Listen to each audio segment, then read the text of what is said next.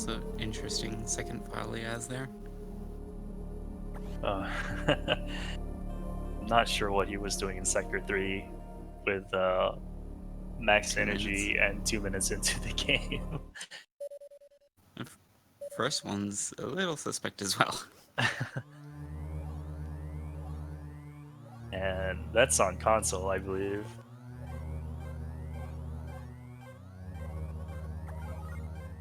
Yeah, it looks like they're up. So, it's Boxmeister versus JRP. It could be a really close match. Well, like between JRP and the Omega Metroid at least.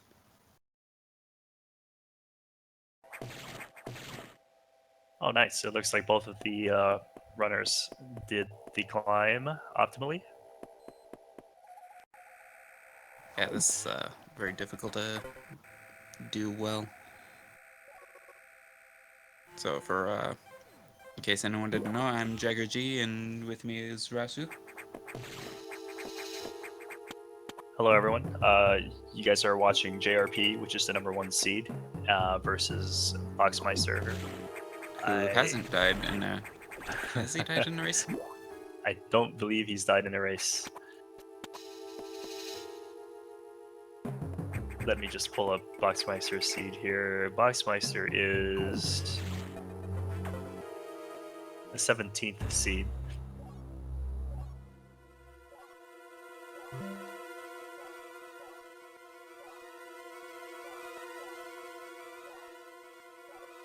Fusion's a fairly popular game. It's nice to see so many runners getting involved in the tournament.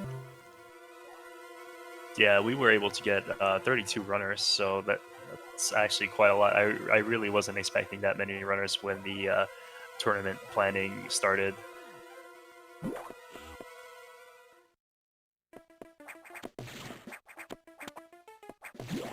So as you can see, although both runners were in the nap room like roughly around the same time, JRP's text timing, I won't say text mashing because he actually does time his text, caused him to pull even further ahead. He is very strong. His text is on point. More notably for Japanese, where his first split is really hard to beat for other runners simply because his text mashing is so good.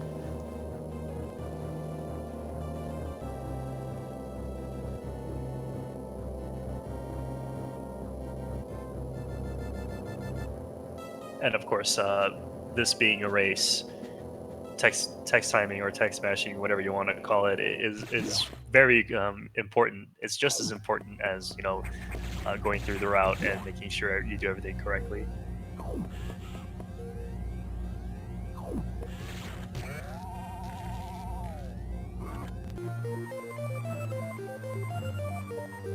I think stuff like that takes mainly experience, just kind of getting used to when you need to pay attention to when the text box is about to finish up.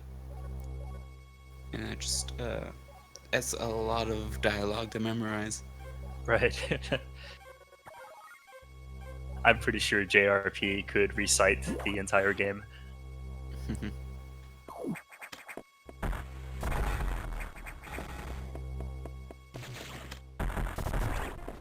He probably just memorizes how many times it scrolls through before it ends.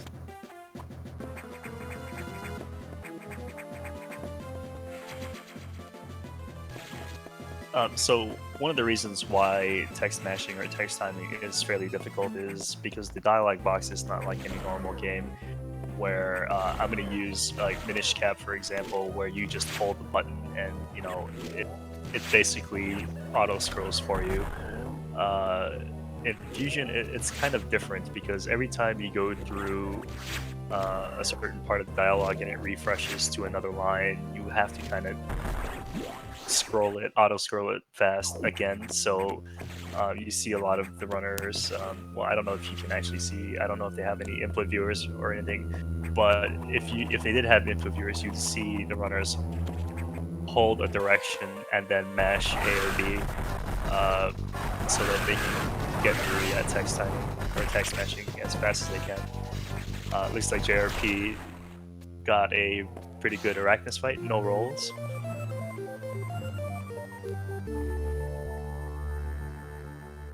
That mostly comes down to luck. There are some, I don't know if it's like superstition or what, but some people are pretty,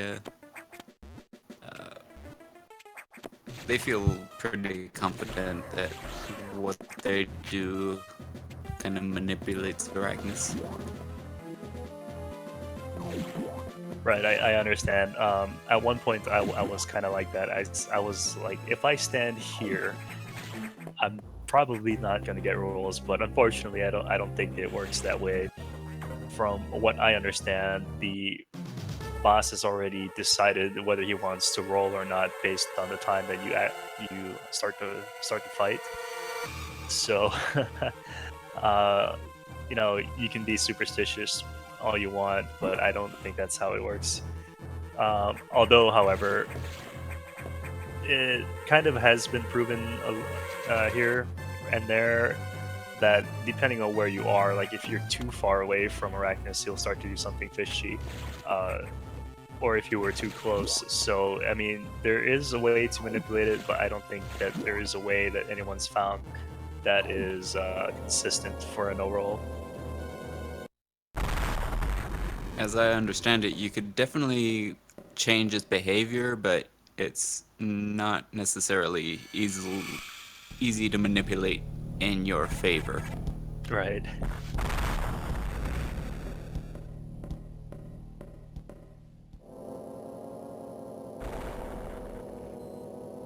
Like, you can interrupt what he's gonna do by doing enough damage to make him roar, but what he does next is gonna be completely random anyway. So that can work for or against you, basically.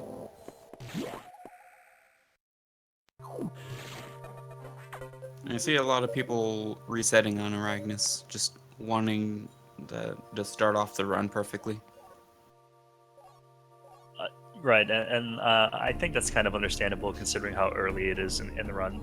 If you were trying to do a PB or something, you obviously wouldn't want like a 3 or 4 beam and then a 1 or 2 roll fight because there's so much time off the bat.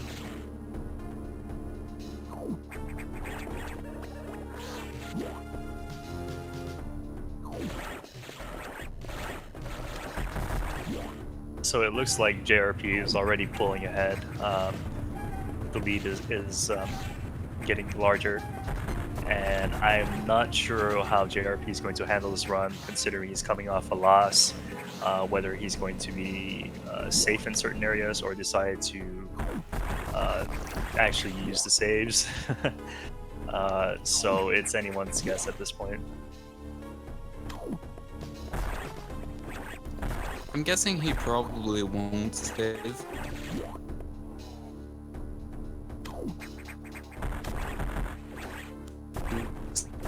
Seems like that the chances of death are pretty much already like the odds are pretty much already satisfied.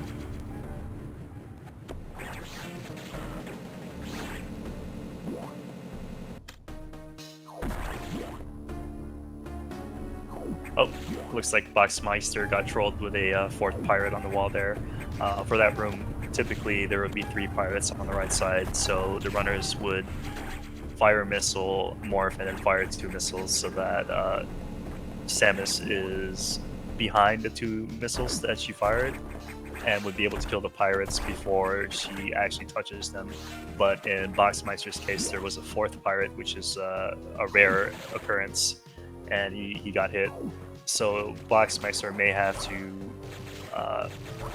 be a little bit more conservative with his missiles here if he wants to get to the eye door with no troubles.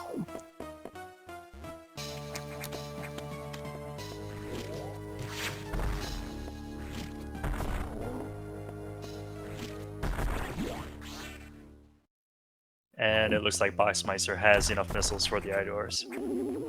Meanwhile, JRP is fighting the Corex already. Looks like he landed the first double and missed the second double. Actually, I don't think he landed any doubles at all.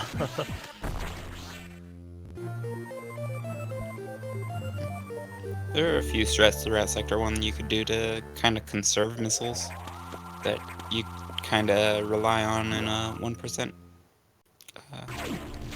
And well, in a low percent run. But like if you kind of go all out and you get really bad luck, it can go really bad for you. Right.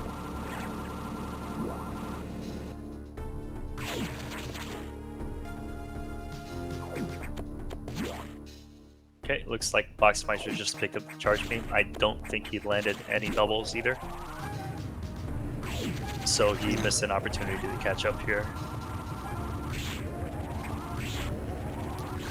You've got plenty more opportunity throughout the match. Definitely. There's 8 more Idors. Zazabi, Yakuza, animals. Lots of things that can just decide to help them catch up.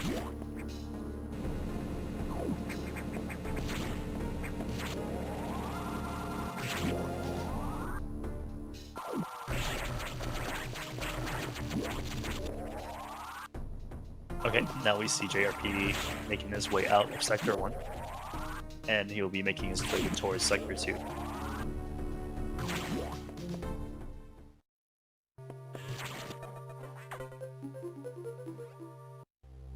During this race, you may see some differences between the runners, whether it's certain items that they pick up or don't pick up. It really depends on their skill level and how confident they are in completing the game. I know that Boxmeister may pick up a few more E-tanks here or there, definitely the E-tank just before Zazabi, and I know that he also gets 45 missiles. I believe he picked up the main deck missiles. JRP, on the other hand, is going to probably go very minimalistic here. He may consider skipping an E-tank, which would be the Yakuza E-tank, and also decide on getting 40 missiles instead.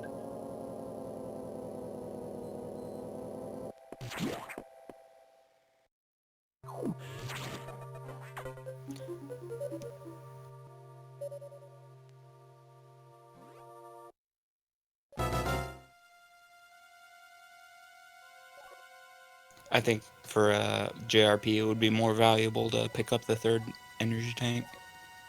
Right. Just in case.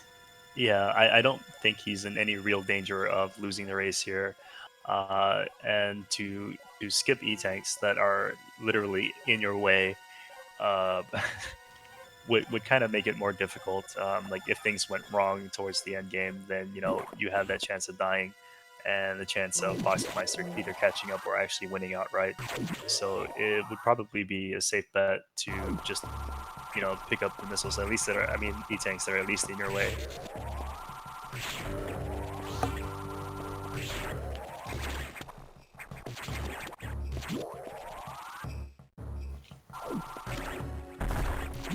And I'm noticing like some of the movement between the players are like Boxmeister seems to be jumping like a little higher than he needs to, and JRP is used to really optimizing how soon you can land on like how soon you can let go of jump in places.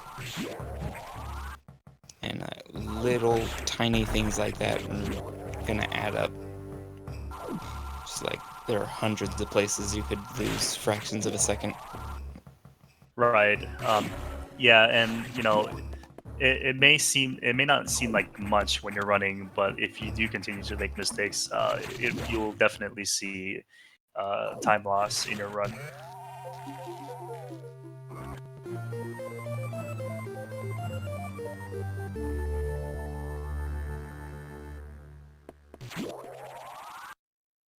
All right, JRP has just finished picking up the bombs, while Boxmeister is just finishing unlocking Sector 1 doors. I'm sorry, Security Level 1 doors.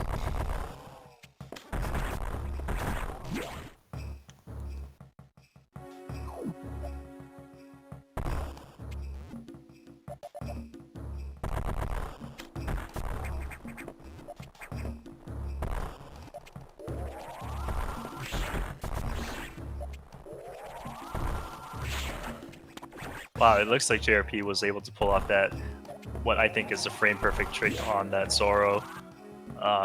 He was able to morph the moment he landed.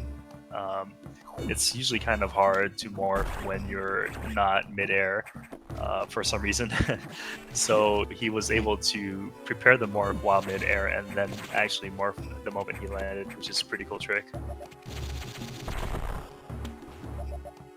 What JRP would normally do is actually morph mid-air and cause 1/2 of his charge beam to hit the Zoro, and then missile the Zoro as he's about to ledge grab, which is a lot faster, or I wouldn't say a lot, but a little bit faster than just morphing from where you land.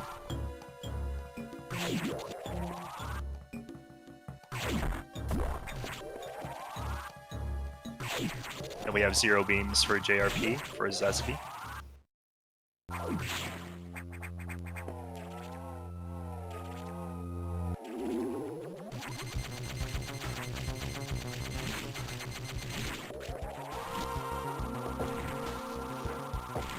So typically, Zazabi can waste either, well, the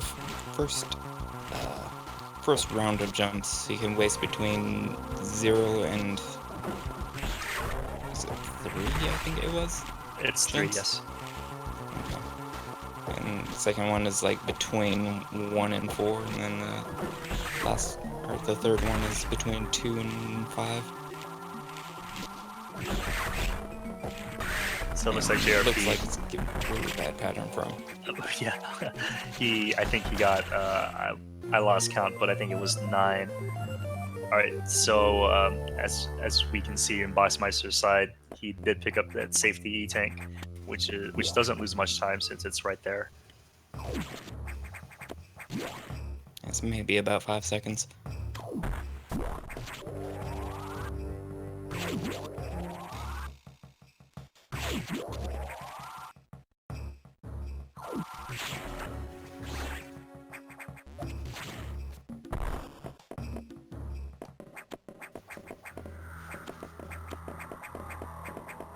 The tough part about learning to speedrun is that, like, even if you know how much time the, like, little frame losses can add up and you try to minimize those as much as you can, like, you can often overcompensate, and if you want to cut the jumps short as much as you can, you might just underjump things and lose even more time.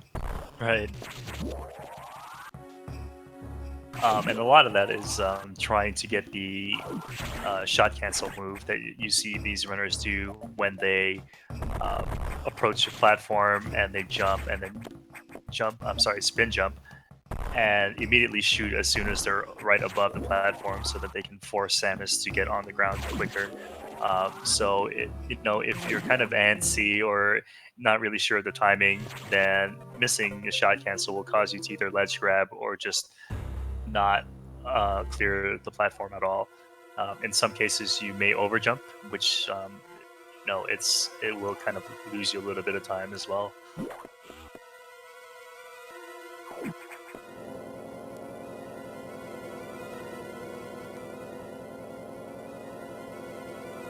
Boxmeister opting to not do the sack skip, which is a good choice. Yes.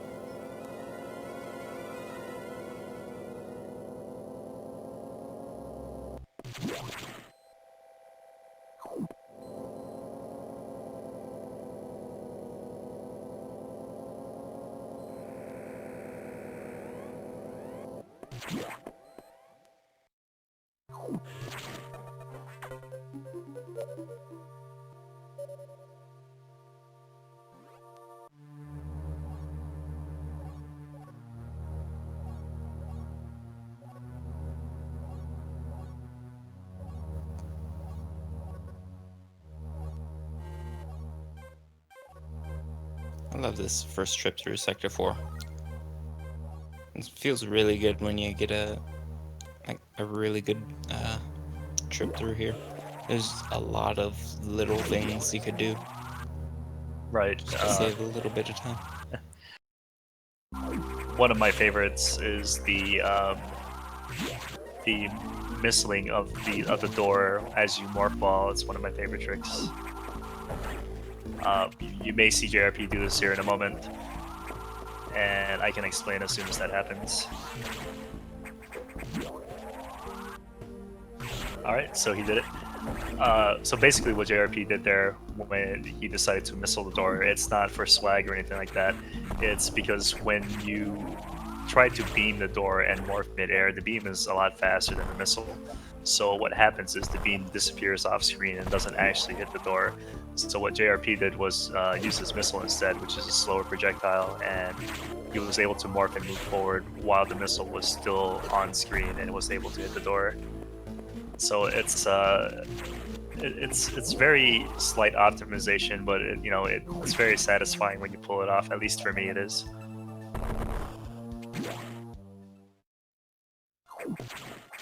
There's a lot of ways to go across those pit blocks under the monkey bars at the top of that shaft as well.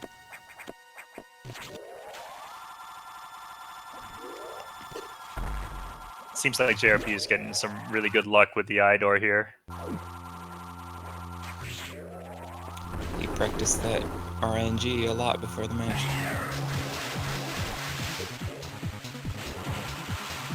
Managed to get over that wall without climbing the ladder. Oh no, JRP missed the 2 cycle.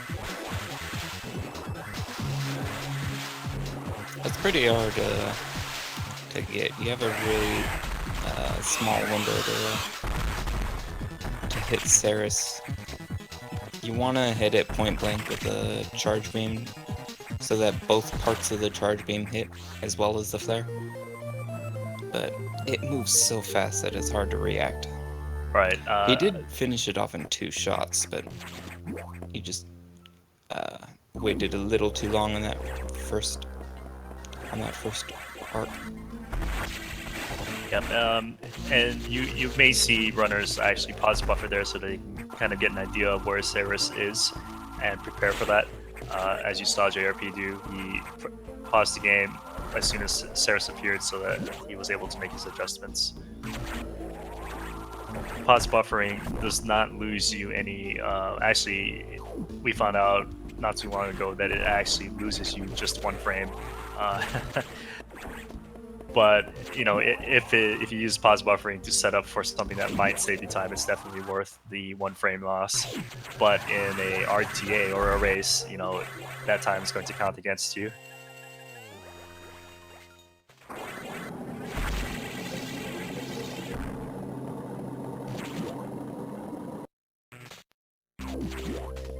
And depending on how JRP feels here, you may see him do another pause buffer in Sector 3.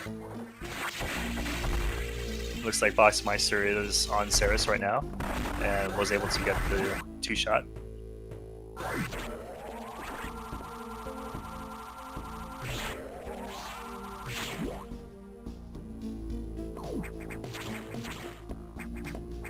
Looks like he's having a little bit of difficulty killing the core. Oh, there we go. I'm really surprised he got that 2nd shot on Ceres.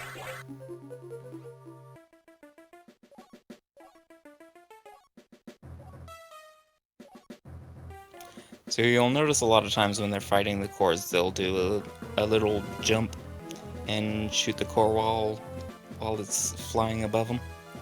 That's so that they can reliably get 2 shots in on the core at the same time, effectively while doing double damage before it goes invincible. Like, as soon as you hit the core, it becomes invincible, so if you hit it simultaneously with 2 shots, the easiest way to do that is to have it fly above you and then shoot missiles really close together right before it passes over you, so that it flies into the missiles, flies into the side of the missiles, because the the hitbox of the core is a square. So it's just having one flat side press up against the sides of the two missiles. All right, looks So like even Box. if they're not very close, Go ahead. even if they're not very close together, you could still usually get doubles. Right, and I believe it's typically a 3x3 square, correct? Sounds about right. Right, so you actually do have room to land doubles. What it may seem like it wouldn't land, but oh, okay, we have JRP with the pause buffer here, but he was not able to get that frame perfect shine spark trick. Might be 2x2. I don't know, but it's bigger than you would imagine, I guess.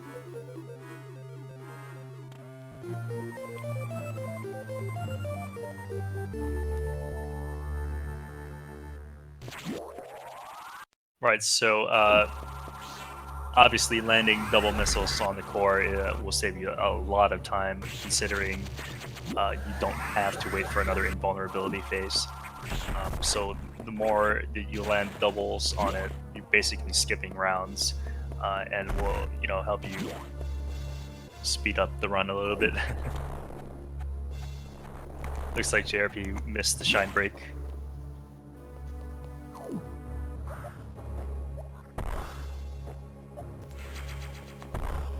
And he decides to do the bob skip.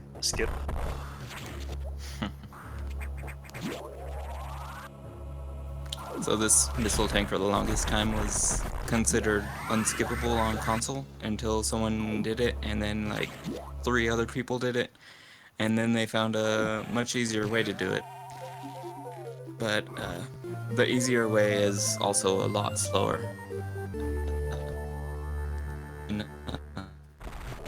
In game time, at least. And you also want 40 missiles for boss later in the run anyway. So you might as well pick it up.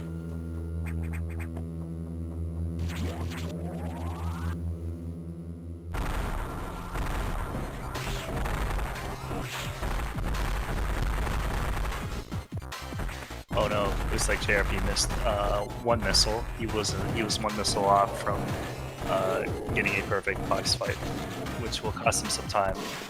Killing Box, it would be best if you killed Box when he's furthest to the right, because he does take a lot of time crawling towards the right to jump up and out of the screen. So if you were to kill him all the way to the left, like let's say you were near the left door and you killed him there, he would crawl all the way to the right where he jumped, and it will cost you so much time. So it's best to kill Box before he makes his second jump.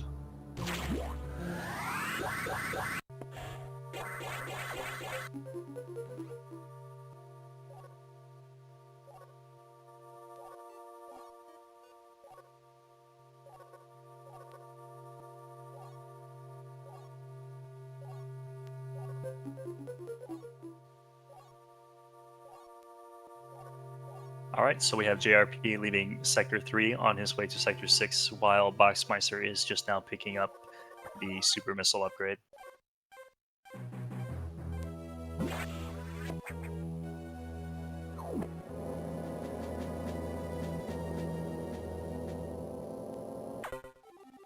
And Sector 6 can be pretty dangerous because there are these blue X floating around that'll do a huge amount of damage to you if they touch you. And they do up to 80 damage. So that's pretty scary when you only have one tank. Oh, looks like Boxmeister is having trouble fighting Box.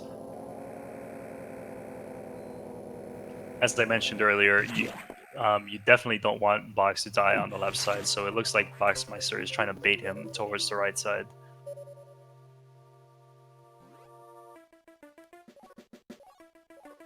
Okay, and Boxmeister was able to get the kill, and he does have enough missiles for Sector 6. Speaking of the blue X's in Sector 6, there is one room in particular where you may be in danger of getting killed by blue X's, and it is the room just before the E-Tank, where you have to speed boost through some speed boost blocks. Inexperienced runners may find themselves charging a Shine Spark a little bit too early and being blocked off by the left side, the left set of speed booster blocks, and find themselves trapped in there while there are 3 blue X's on their way to get you. And in any percent run, those 3 blue X's are enough to kill you outright. So let's find out if JRP was able to break these speed booster blocks. Okay. So no real danger there.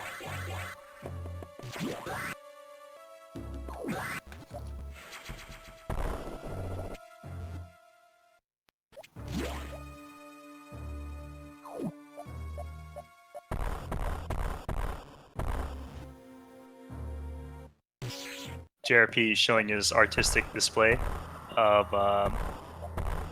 what looks to be like a checkerboard pattern with the power bomb blocks.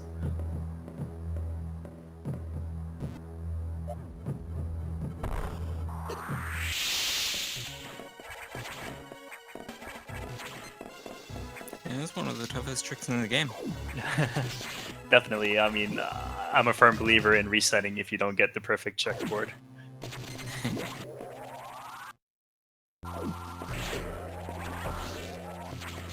JRP once again with the good RNG for the Idor.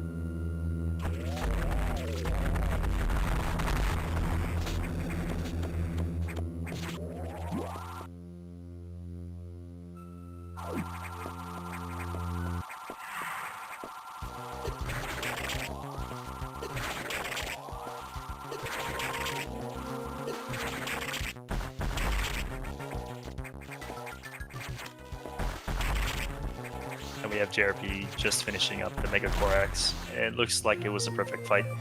4 shots and 3 double missiles on the Corax. At this point, it's going to be very difficult for Boxmeister to catch up. He'll basically have to play perfectly and rely on JRP to make mistakes.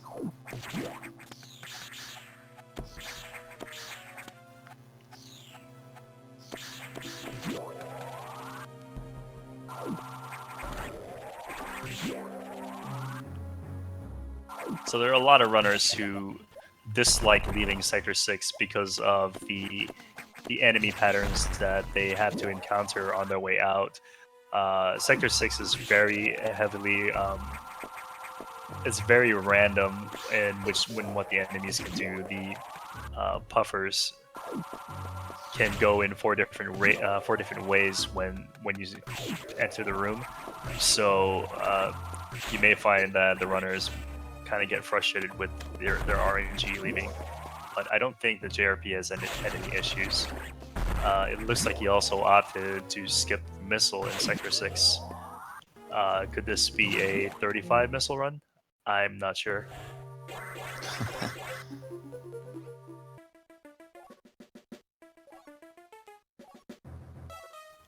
I don't think so.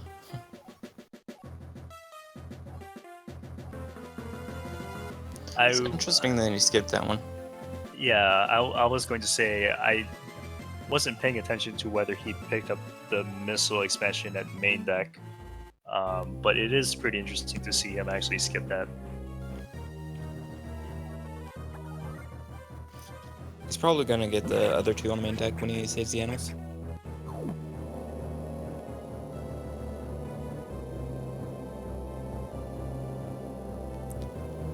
That particular missile tank is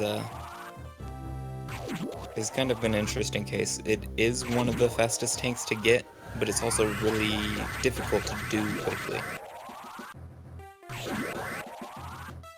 Right.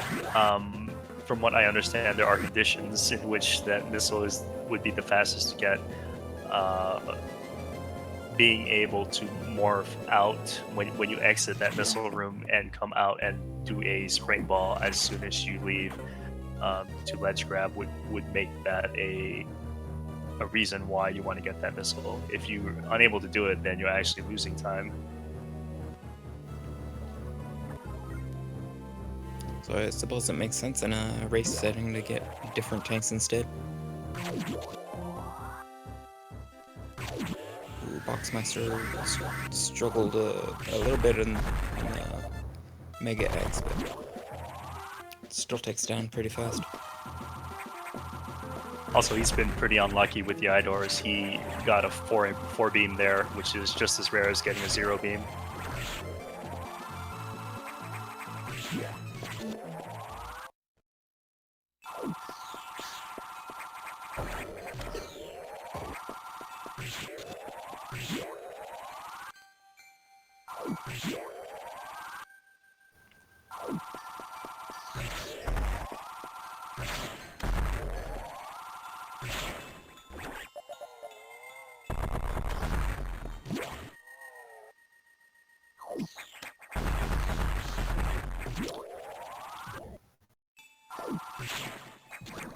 With the lead JRP has, I'm kind of wondering if he's gonna go for a trick to increase that lead another second.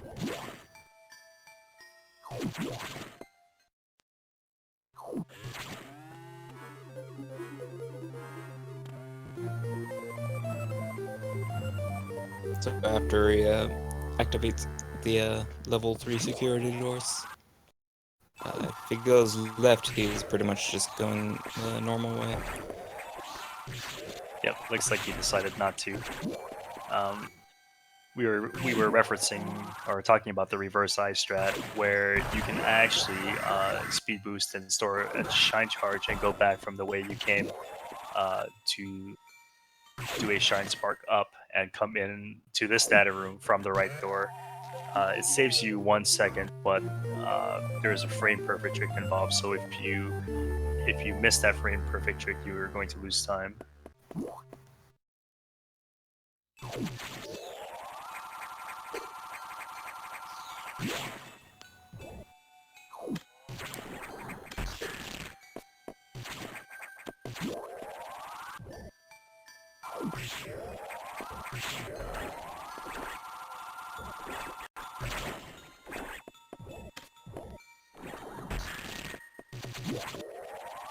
In case there are some of you who aren't aware, this is actually the losers bracket. So the loser of this game will be eliminated from the tournament. So it's definitely high stakes, a lot of pressure here for both of the runners. More so for JRP, considering he's the #1 seed and was put in the losers bracket very, very quickly.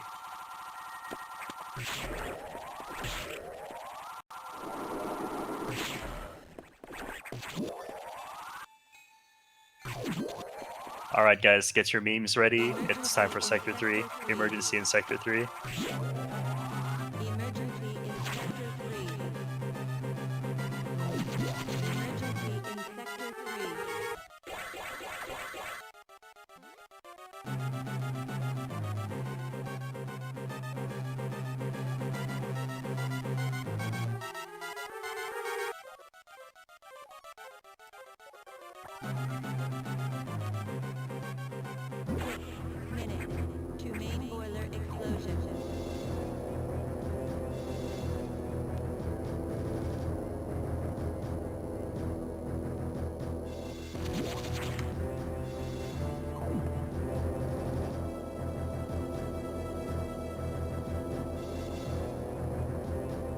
Alright, I believe JRP, he actually claims to have the world record. I'm going to put this in quotes here. World record for fastest meltdown time. I think it was a 4:36 when he actually interacts with the computer and ends the meltdown. So it is a very fast time, and we're wondering. I'm wondering if JRP is able to reproduce that. I don't know if anyone else has any claim to the fastest meltdown time.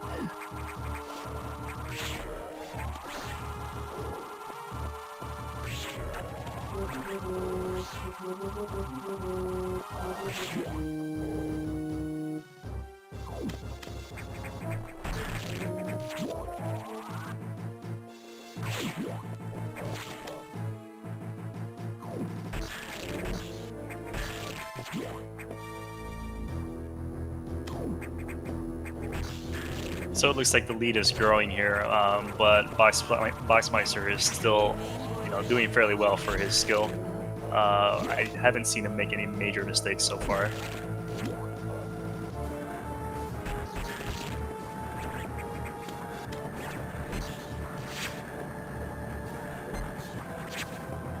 All right, it took 2 beams before JRP was able to open the door, so I don't think we're going to see a quote world record meltdown time here. And he was able to get the double on the wide beam core.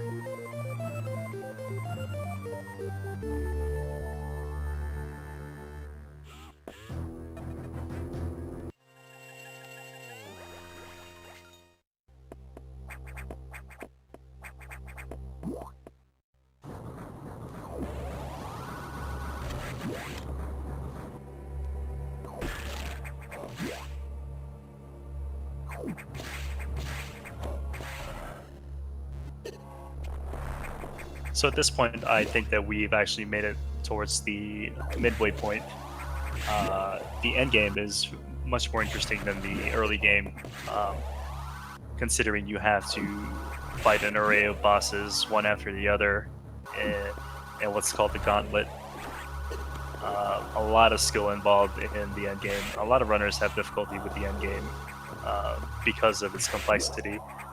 So you may see the lead widen even more here.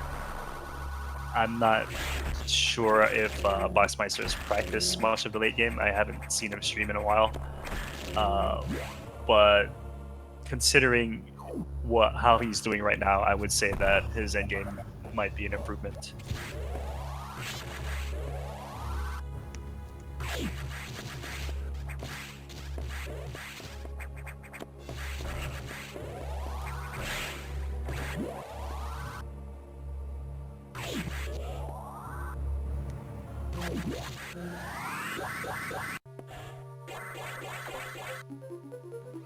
Alright, looks like Boxmeister's on his way to fight the fake scientist.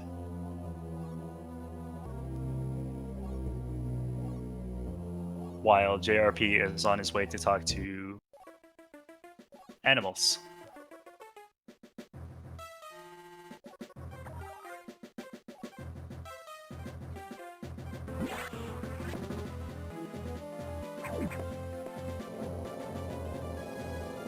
What's your favorite animal? The one that doesn't make me wait.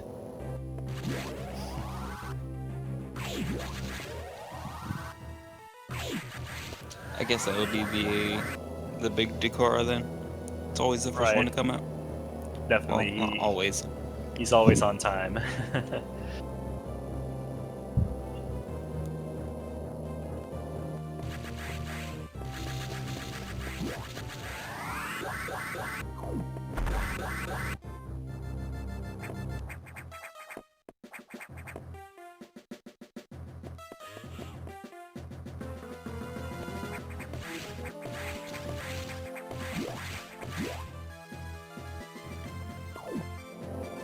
Box is struggling a little bit with the ladders, with the monkey bars. I've always wondered what the proper word for the ladders on the ceiling was. Monkey bars fit the description much better than ladder. Oh no, JRP fell through. I mean, Boxmeister fell through the crumble blocks. We'll have to climb again. They do look exactly like ladders, so.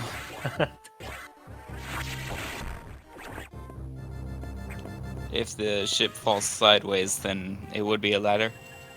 Definitely. Alright, looks like JRP is waiting for animals right now. the interesting thing about the animals in this game is that they can be a pain. They can cause you to lose up to, I think it's 10 seconds, which is a very significant amount of time. They can come out immediately, or they can make you wait. And there's really nothing you can do about it.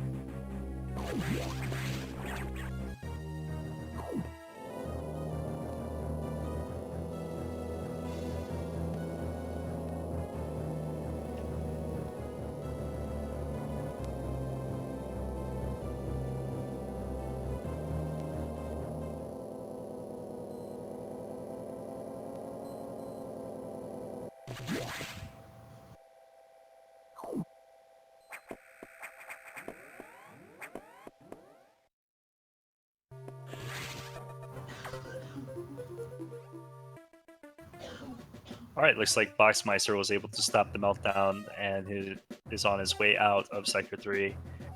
Meanwhile, JRP is on his way to pick up power bombs. And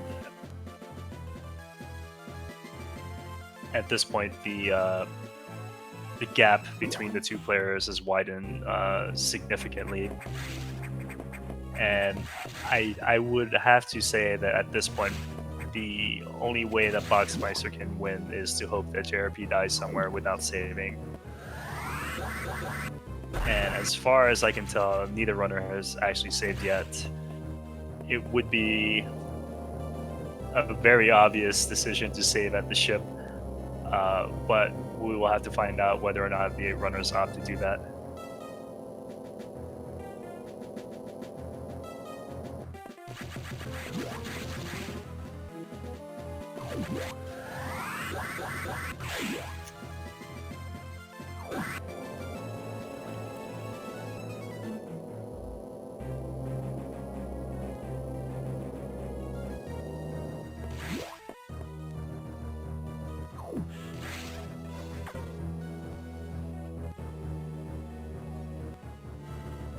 All right, JRP's entered Sector 5 for a second time.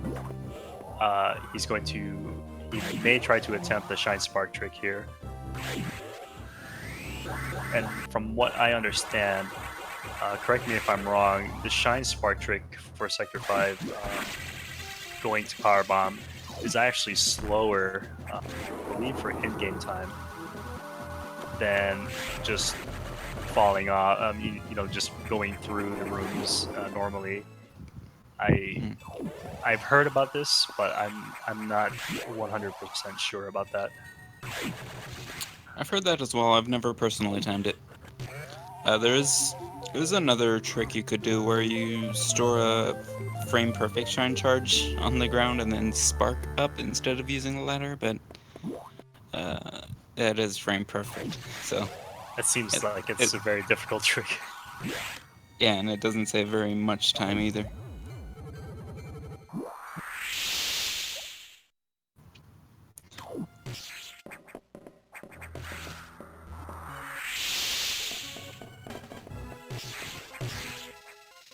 Okay, you haven't seen it, but Sax was actually in that room with JRP.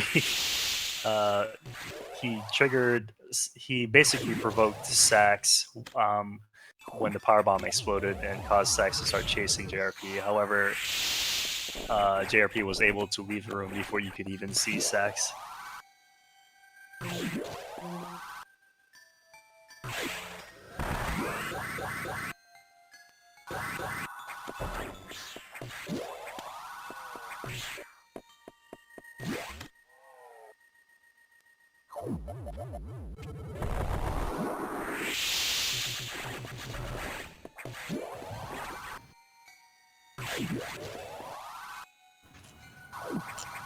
Unfortunately, Boxmeister had pretty bad RNG for the animals as well.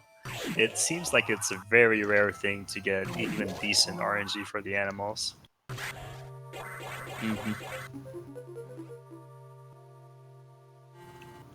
It all depends mainly on whether or not you saved them in Super Metroid. Is this like Metal Gear, where the boss looks through your save file and goes, Yes. You did not save the animals, huh? Well, it looks like we have to make you wait here a little bit. Yeah, it costs about 20 seconds in Super Metroid to save the animals. So, if you skip that, you'll wind up paying for it in Fusion. Actually, I have a theory that if you skip the animals in Super, the animals in Fusion are actually their ghosts, and they're haunting you with that RNG. Yeah.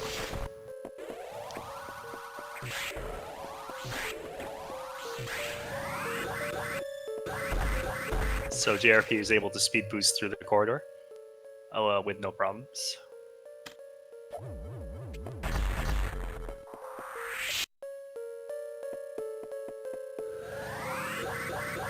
Let's see if he saves here. Yeah, no. Decides to not save. All right. This may get interesting. All or nothing. Well, even if he died like at the end of the game, then he would be way too far behind to catch up anyway. Right. Of course, he could still die to Yakuza. If he does die to Yakuza, then it would be time lost, but I think he would still be in the lead.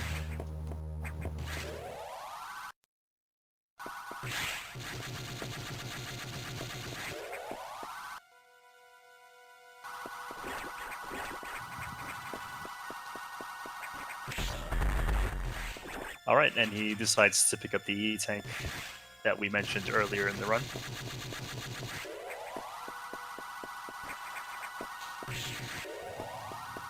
It's a very smart move. That's, in my opinion, more worth it than the save is. Definitely. It's about the same time cost as well.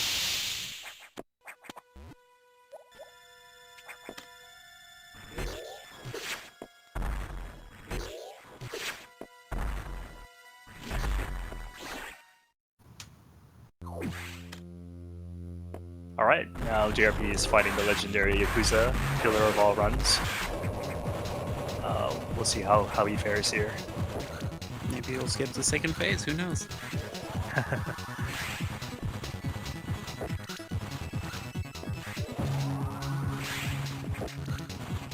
It looks like a 3 round. I wasn't counting.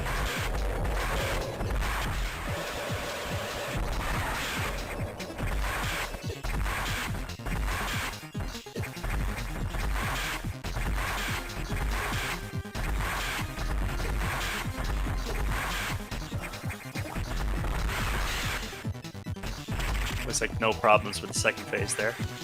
He did miss a double though.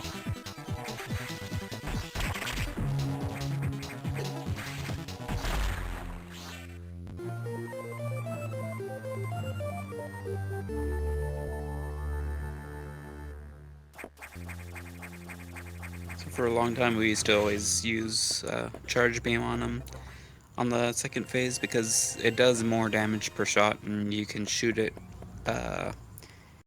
just about every round, depending on his patterns. But we realized at some point that with missiles, you can shoot it as soon as possible and get a lot more, I guess, shots per second in. And then thus a lot more damage. Right, and that's also an interesting concept. Deciding whether or not charge beam would be more valuable than missiles, considering charge beam is stronger but slower. JRP decided to go very risky and not freeze the sacks for the mandatory sacks encounter.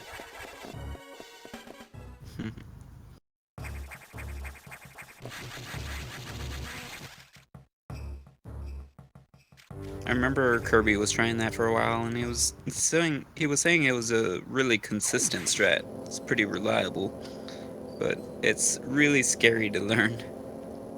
Right, and I would, even if I did know how to do it, I would say 0% chance that I would attempt it in a race setting. I think it saves a quarter of a second or something, if that. Definitely really not sure. worth the risk.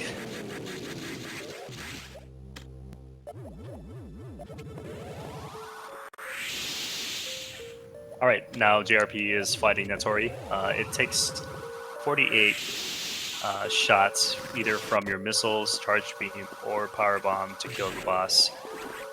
Depending on how many missiles you have entering the fight, you will have to alternate between power bombs and charge beam to get that number 48 in.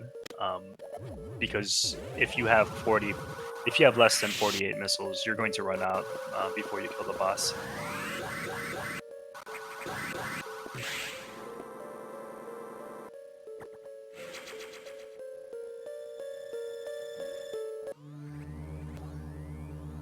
So for the strats vary between categories.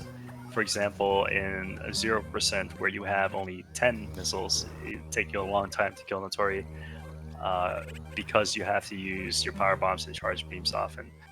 Whereas in 100%, you have significantly more missiles and you're able to completely do away with charge beam. Obviously, you'll want to plant the power bomb as soon as you enter the room. So you basically just use one power bomb and then you spam your missiles until the boss is dead. Any percent it's kind of a in between, depending on how many missiles you have.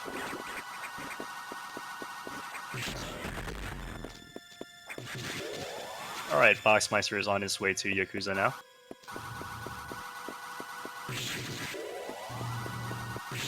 I don't remember what Boxmeister's PD is, but it looks like he's making very good time. I want to say that this could probably be a PB base for him.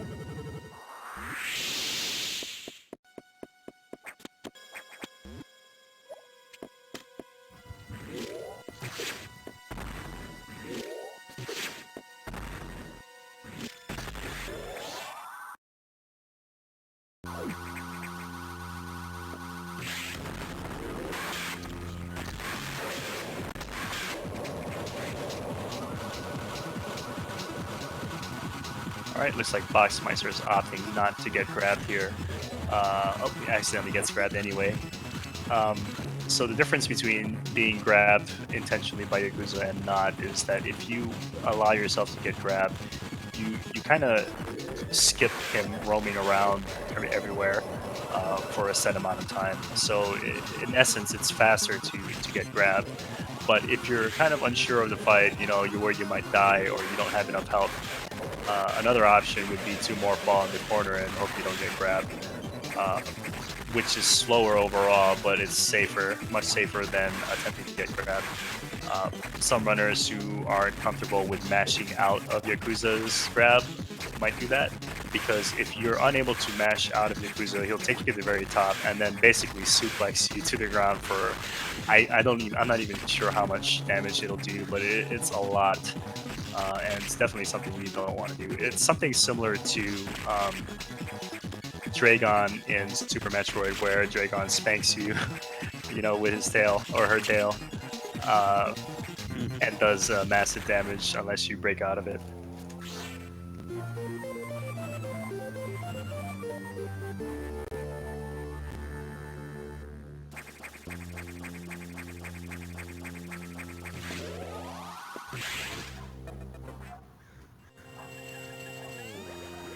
All right, now we have JRP about to enter the Nightmare fight.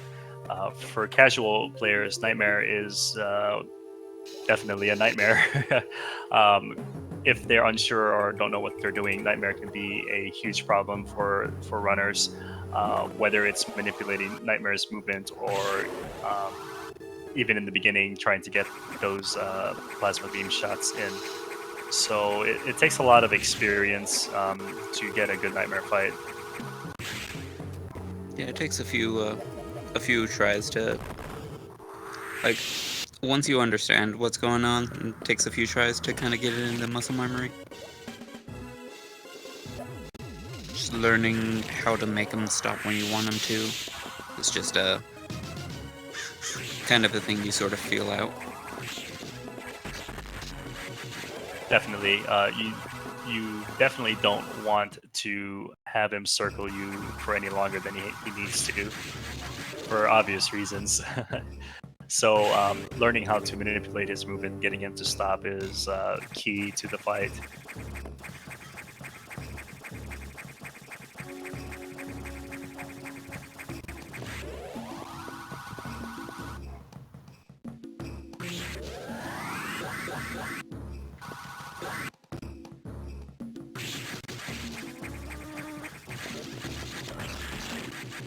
So Boxmeister should have a slightly faster Natori with a extra missile tank he has.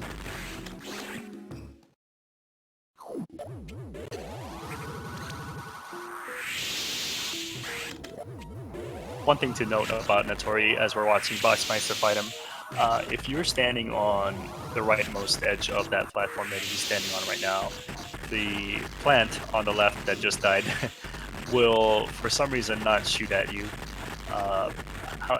And on the opposite side, if you were to stand on the very left, the projectiles that the plants shoot out don't hit you. So there are two ways to approach that fight. The more common way is to stand on the right side. I like the right side mainly because the missiles are closer to the boss, so they you don't have to wait for him to make contact before shooting a third missile. Correct.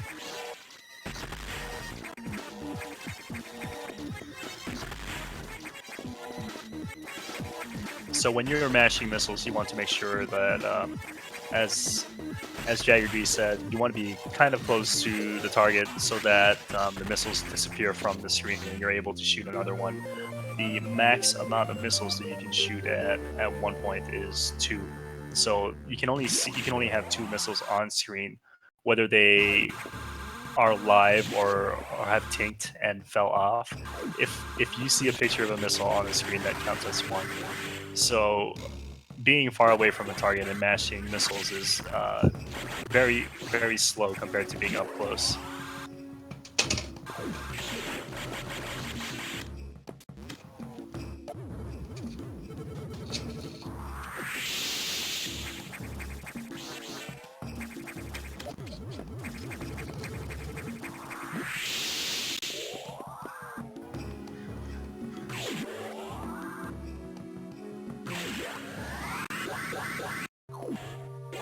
This underwater section of Sector 4 is deceivingly dangerous because like the fish don't do like tons of damage, but there are so many of them that are difficult to avoid that they can just kind of chip away at you until you die. Right, I believe and you won't even notice. One fish in question notorious for ending 0% and 1% runs. Yep.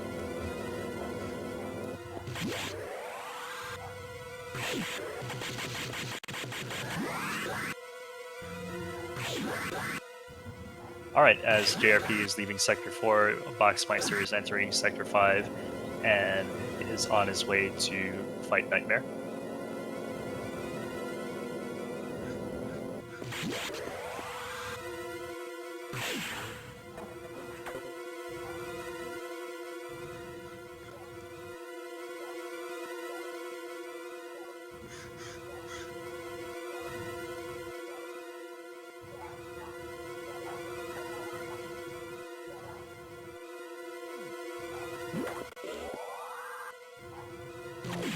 Oh, it seems like I'm corrected by the chat here. Don't shoot the messenger. I was informed by JRP that he quote has the world record for meltdown, but it looks like Mickey actually does have that record with a 4:37, which is a very fast time for meltdown.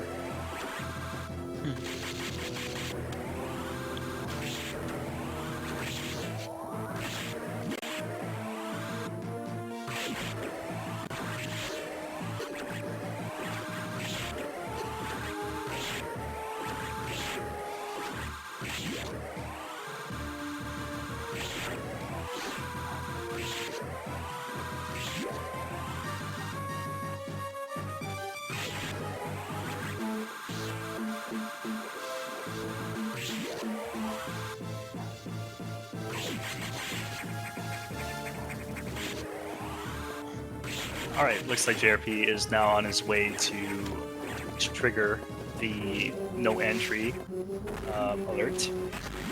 And we'll make a second encounter with Box.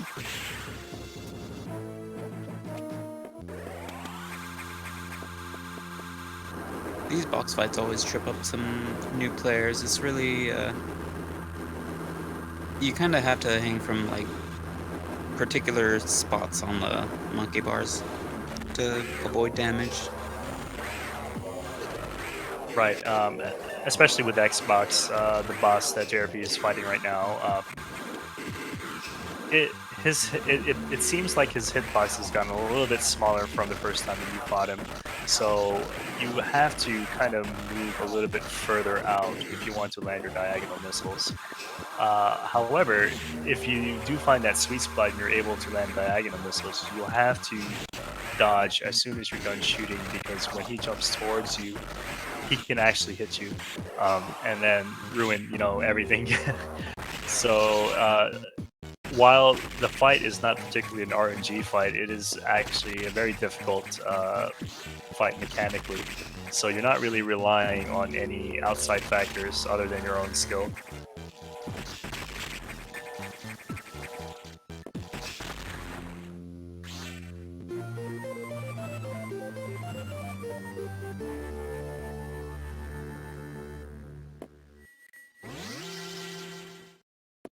I suppose you could always blame your controller or like the weather or something.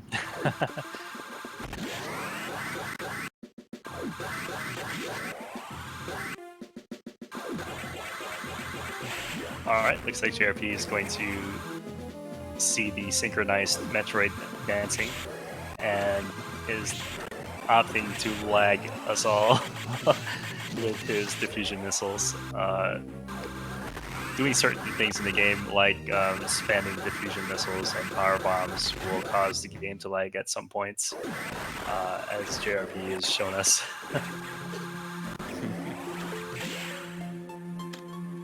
It's a classic example. It's kind of become a bit of a tradition to lag the game there. Right.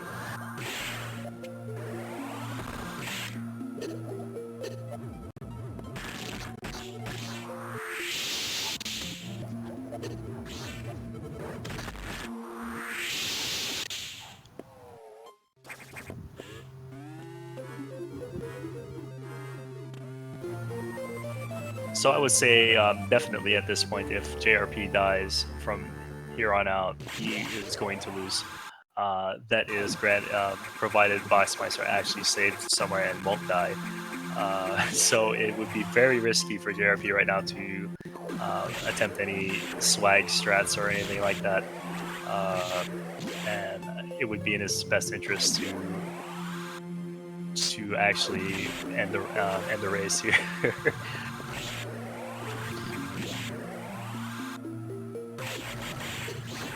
It would be ideal in a race setting to finish as fast as possible.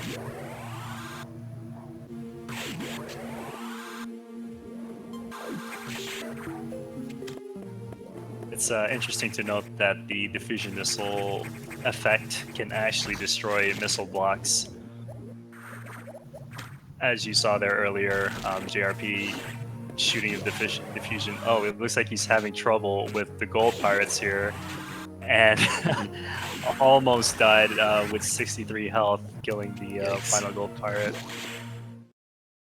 Definitely don't want to screw up. Hope he doesn't die to the rippers right before the red X. Oh, he did get some refills from the pirate itself, though.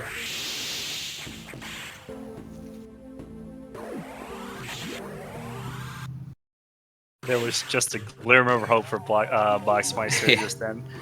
We'll have a couple more chances.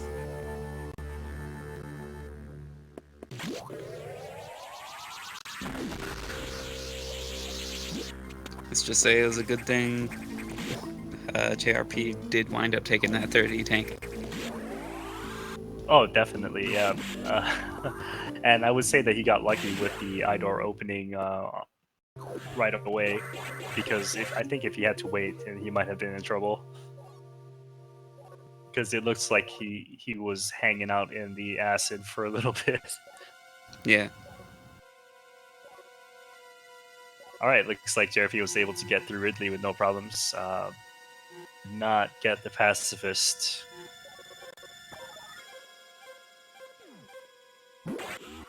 It's unfortunate. It's one of the most important tricks in the game. Definitely, we want to kill. Don't want to kill rippers. They help you when you freeze them.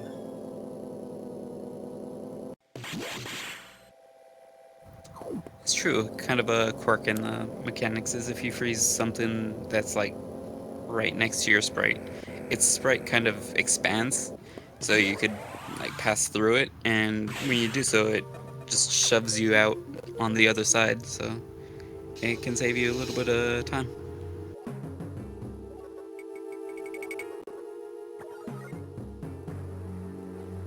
Okay, so now we have JRP making his way towards the nav room, where he'll make one final conversation with Adam. In the meanwhile, Boxmeister is on his way to fight Xbox. It could still very much be anyone's game, simply because JRP is not saved anywhere. Given his track record, it may be possible that he could die to either Sax or Omega.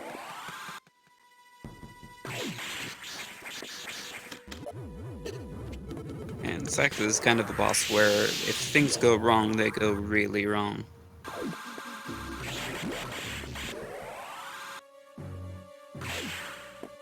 Right.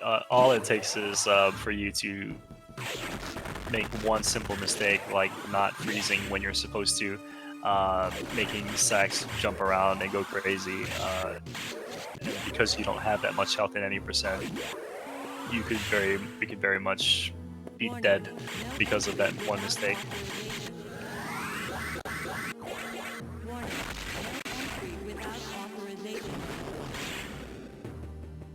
I had a dream last night where I was fighting it and I missed the freeze, and I managed to. I had some backup strats already, like from previous, like past experiences, so I managed fairly well. But then again, it was my dream, so maybe I was a bit biased.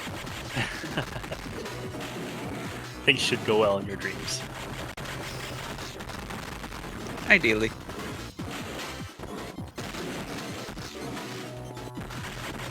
It wasn't a 4-shot kill, though. So it took Boxmeister some time, but he is actually able to kill Xbox, and is now currently fighting the Corex.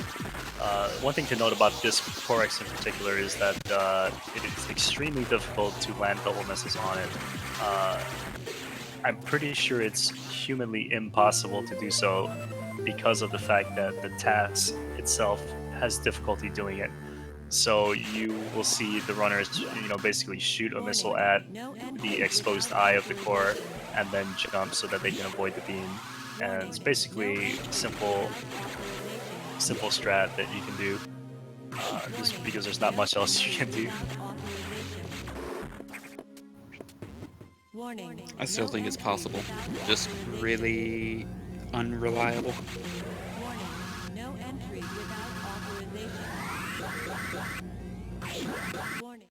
All right, JRP is now on the long elevators, making his way towards the operations deck, I believe.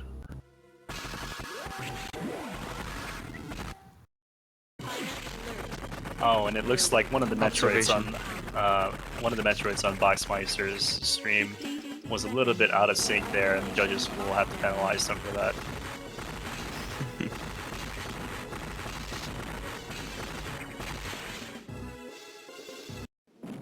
Oh, and you're right, by the way, it's the observation deck, not operations. I don't even remember what I said. Okay, JRP has actually decided to save this time.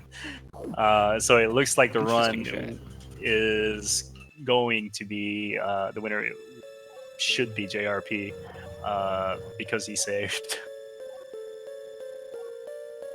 Unless he dies twice. That's true.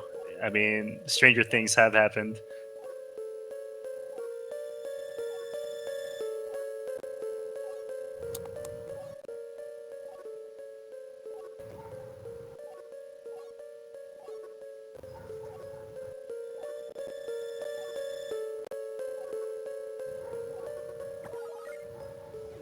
All right, it looks like it took 5 shots to kill Sax for JRP.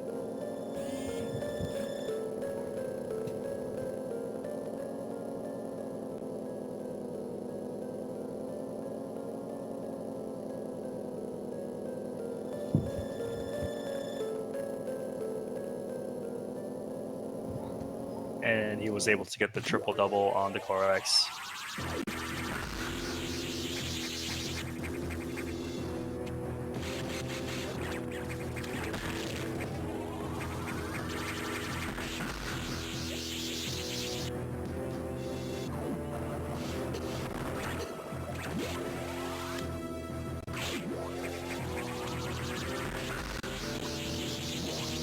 Alright, while JRP is making his escape, Boxmeister is on his way to fight Ridley and is currently in the Gold Pirate room.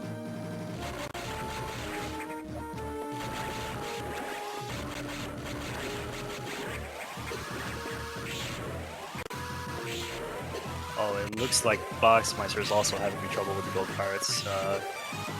Fortunately, he has more health than JRP in that situation. But it was pretty close. And if he does not be careful here... Yikes. I believe that bottom ripper can actually touch you. Oh no, okay.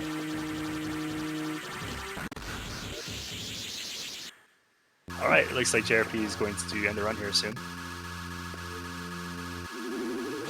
In theory.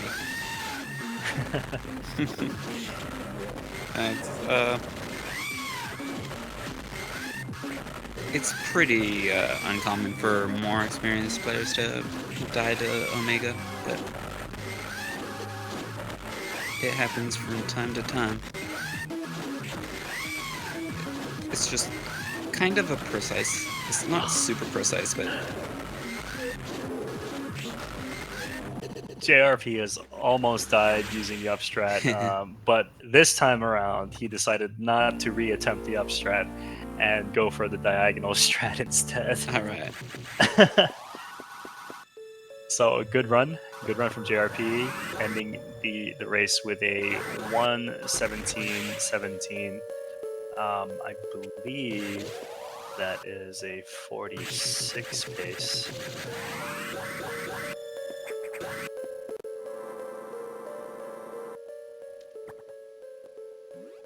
So it looks like we're about to see our first 46 of the game, of the tournament.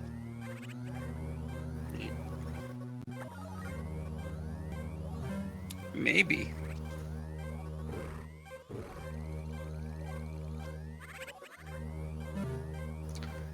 Oh yeah, I guess Dragonfang's got a 47 last night with a 119.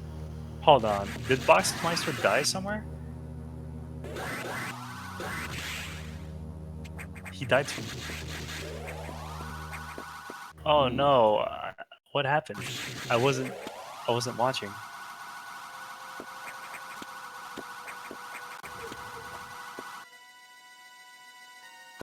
Must have had problems with Ridley.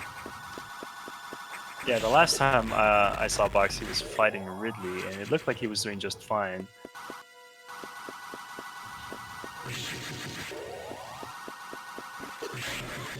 Oh, that's unfortunate.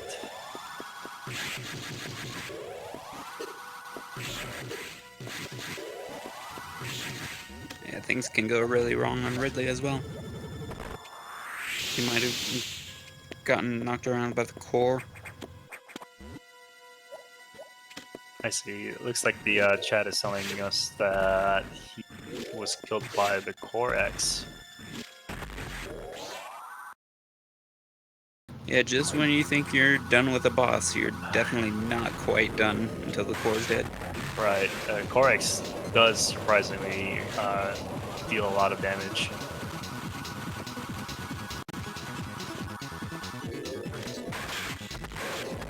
Hello? Hey, Congratulations, Hello. JRP.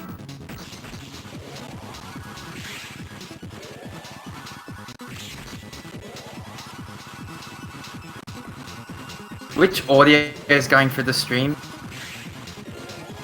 It would be your If audio. it's mine, I should mute mine. Okay. Okay. probably switched after you finished up. Oh, Mine. I dropped like 1,000 frames.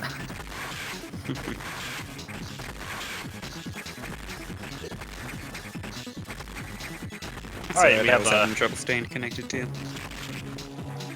so we have Did Boxmeister die?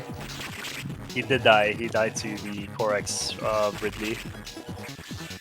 Only reason I saved because I knew it would annoy Herc.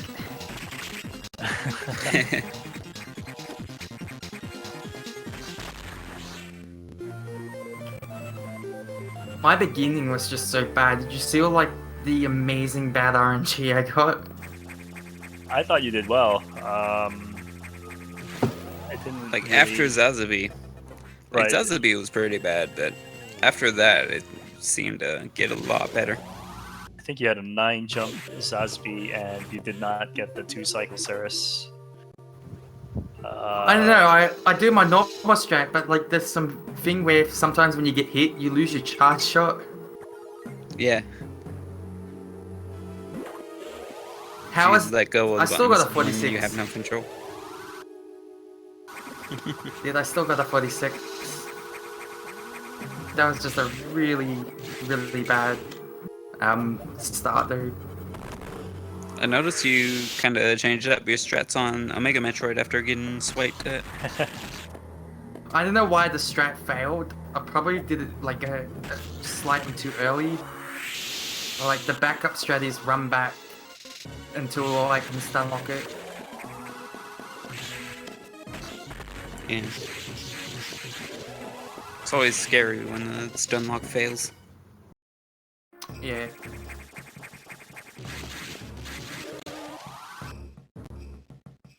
And I keep saying that's not that common, but we see that a lot in this tournament. I didn't take too long. I waited till the raw. That was exactly the right time to do it. Heck. Yeah, it looked like you were It shooting just a sometimes little doesn't too work. slow.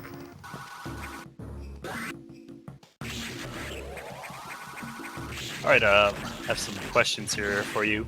How would you rate your performance today? And what would you change coming up on your next matches?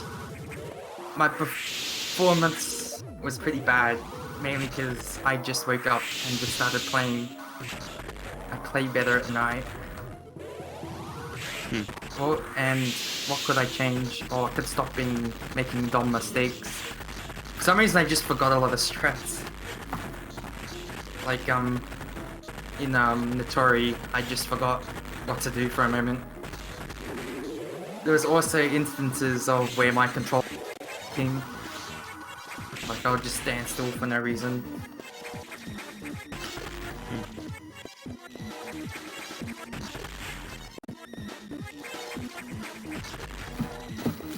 Alright, let's look at the tournament bracket here. It looks like JRP is off to face Mr. Shasta. That's stuff. Any comments? Any predictions, or what would you feel about this matchup? Like there's no doubt, like there's a huge skill difference. So Well, he's getting pretty good. yeah, It's just like he hasn't been practicing for 3 years. So. he's getting a lot better though. But like I said, there's a huge skill difference, so it might be interesting.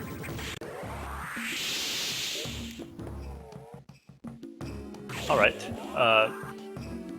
What are your predictions for the upcoming matches? Let's see. We have in the winners bracket we have Exodo versus Paulsmore. Paul Kirby. Small will win All right. because he's a cheater. Okay. Right, that makes sense. Just so that you're aware, Paulsmore has a lot of interesting things. He tends to soft lock games more often than any of the runners, and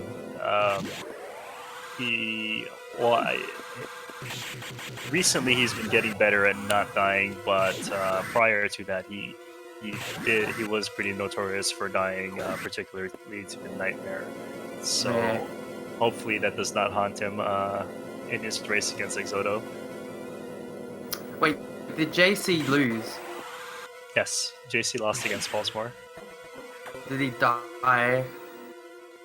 I don't believe so. It looks like Paulsmore finished with a 118 and JC finished with a 120. Dang. I would also say probably. Actually, I don't know about Eagle and Rosu. Pretty close. Probably Eagle might win anyway. Dragon Fangs and Mickey, I generally don't know. It's gonna be a really close one. It probably will be close. Right, I believe that it might be the closest race that we see in the entire tournament. Yep. Barring any further upsets. So I got a question. Like, what kind of impact do you feel Magoo had on the race? Well, Magoo was just in the other room meowing. Door. It So almost sounds Magoo like was a huge help to my race. But being annoying. it almost sounds like he was trying to cheer you on.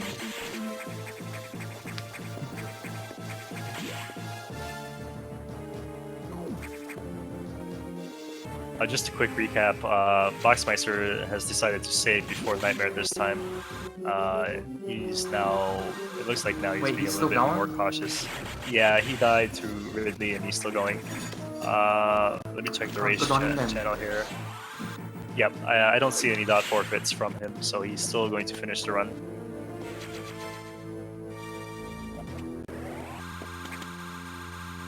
So my 46 on English must be really low, considering I'm like 40 seconds behind. Yeah, I won't be able to tell you. I'm not too sure with the English splits. yeah. Dragon Fangs last night got a 119 and still got a 47, so it's pretty close.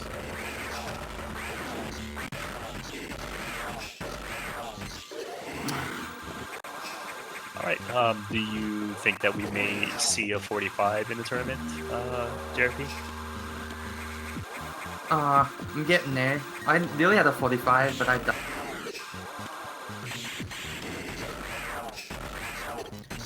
Like, my average time is high 45s, so probably. Yeah, you always start out with the races on 45 pace. Yeah, like as soon as I get off the ship, I'm on actually 44 pace.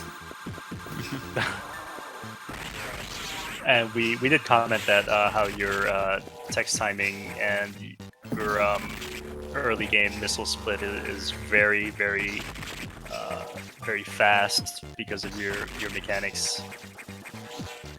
My best is like 3 minutes and 5 seconds. Or was it 3 minutes? I think it was 3 minutes and 4 seconds on English. But my text smashing on English is nowhere as good as it used to.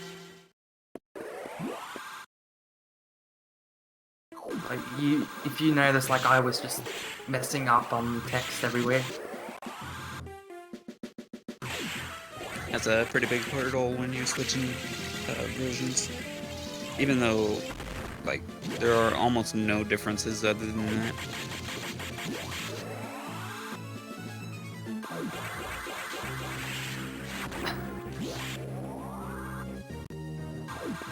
Do you think you would, like, if you were to race again, would you practice on a English cart, or would you rather just grind out runs on a Japanese cart? Probably Japanese, because all I really care about is my movement.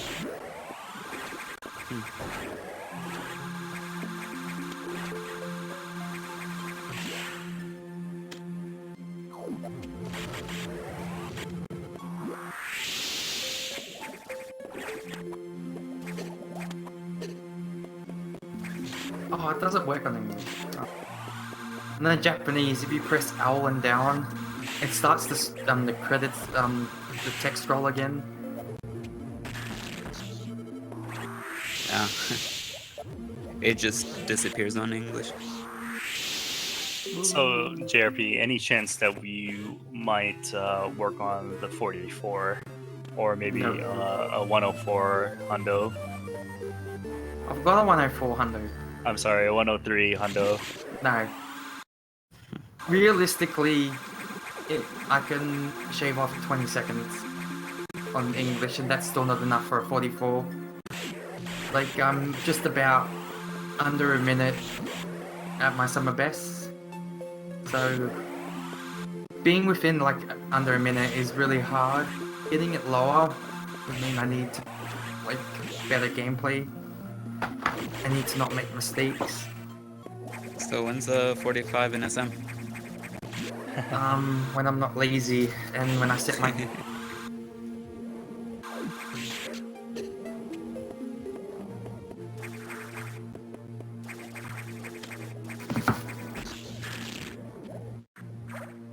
It seems like I'm out of questions to ask if the chat's willing to Yeah, help so out. go away.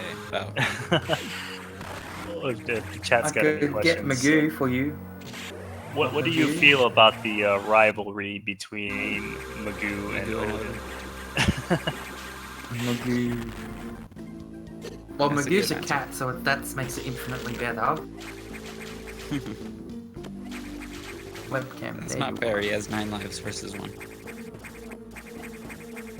Oh no, Boxmeister's having some trouble here trying to get into the room with all the ouches. By the way, the red spiky things that you see on Box's screen is an ouch. That's what it's called. Hey, Magoo.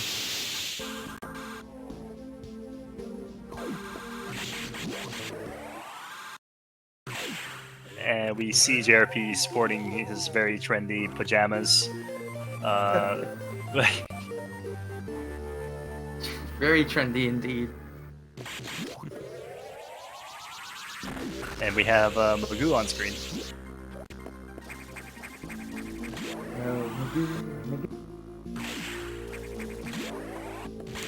So Magoo, what's your favorite part about the race? Magoo's favorite part. Was it the door he was meowing at? Yep.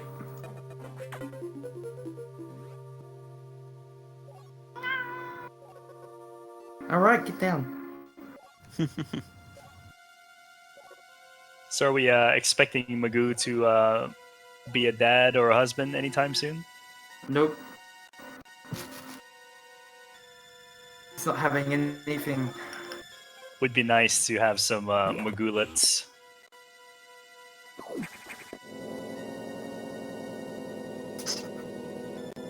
Magoo's pure bred, so they're hard to get. And they're like $800.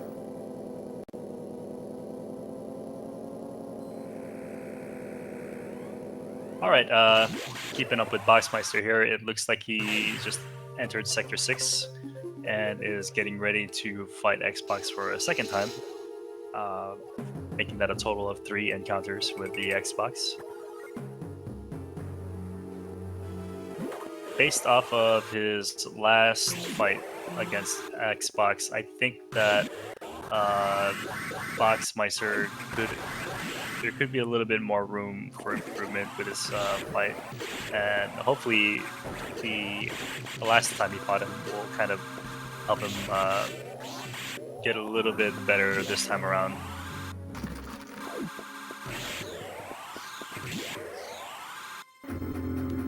Sorry, Yeah, it always feels like when you're fighting Box, His legs are just massive and just block everything.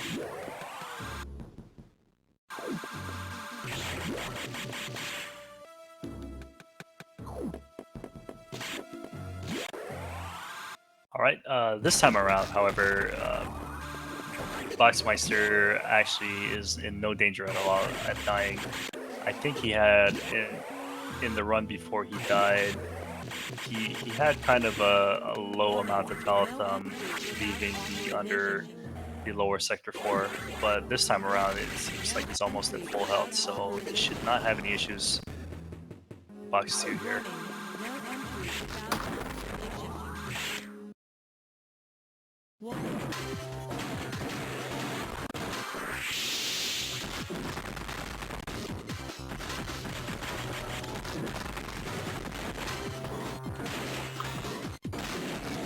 Alright, it's pretty interesting to see the way Boxmeister handles this fight. I would say, based off of what he's doing, he's not very confident, or I wouldn't say confident, maybe he's not able to perform the quick kill. So what he's doing right now is more of a safety strat, because the Xbox is unable to jump further left than he already was just before Boxmeister killed him. So being on that very left edge of the monkey bars will make you safe from any of his jumps. And almost dead, but able to kill the Corex. It's very dangerous with that 80 damage per shot. Right. That wave beam does a lot of damage if you're not careful. If you're not aware of your health, you can easily die. Warning, no entry without authorization. Warning, no entry. It's really tricky to maneuver in such a way that you can manipulate which way it's shooting when it gets hit. Right. Warning, no entry without authorization.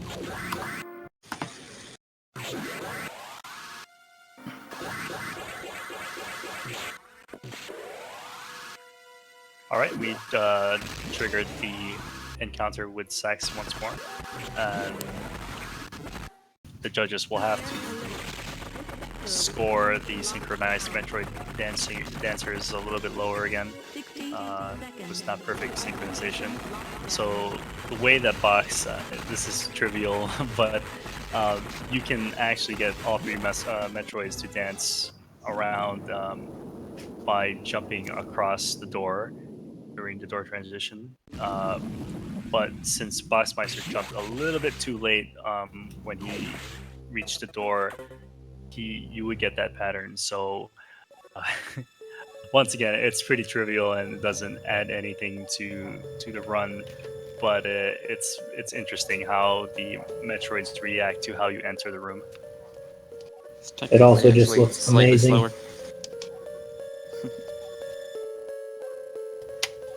It's true.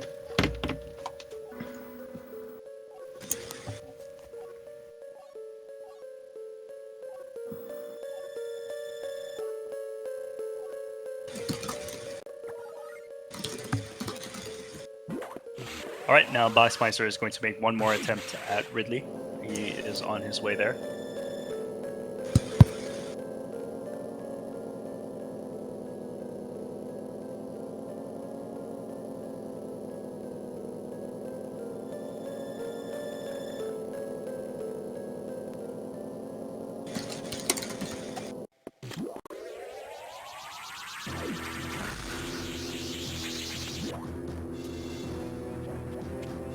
Boxmeister opting to not pick up that E-Tank. I'm guessing that he feels like he is going to be confident enough to kill Ridley without dying. why is Doom impossible to catch up?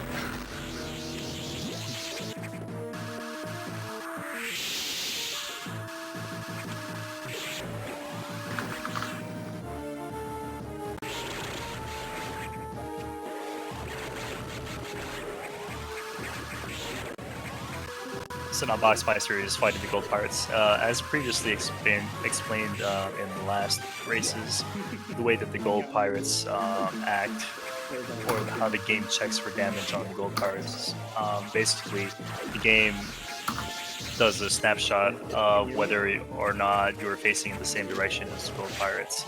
And if you are facing the same direction, the game will allow you to damage the gold pirates. So instead of shooting the gold pirates at its back like intended, all you basically have to do is shoot and then turn around. It makes killing the gold pirates a lot easier when you do that.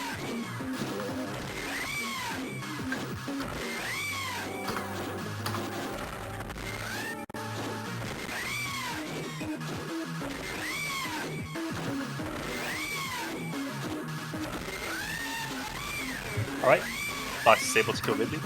Looks like he has a lot of health this time and should not be at any risk of dying here.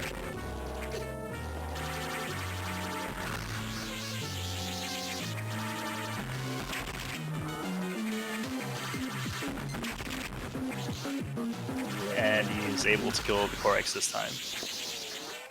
Hopefully he split his time.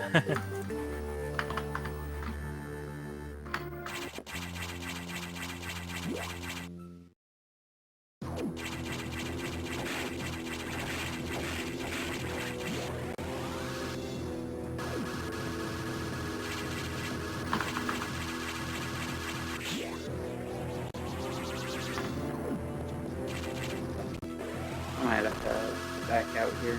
Getting some back Congrats to JRP. I'll catch you guys later. Alright.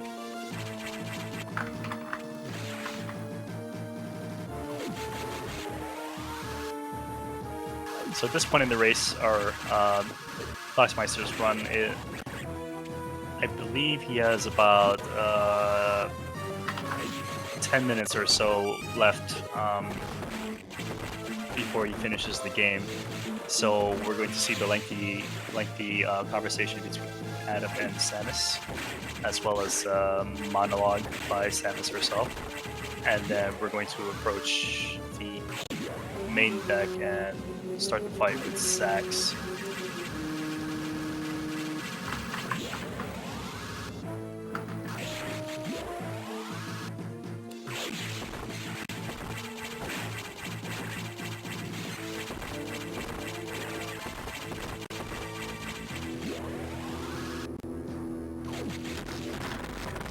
Holy shit, why didn't I realize, Box, you're racing? Oh, no. I'm in the station with you. You're awesome. Oh, man, that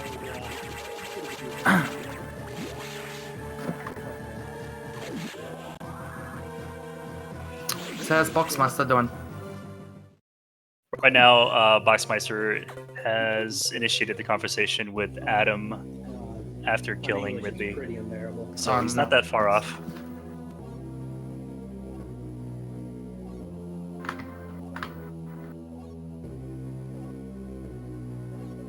Oh, you died? Oh, man, that's rough.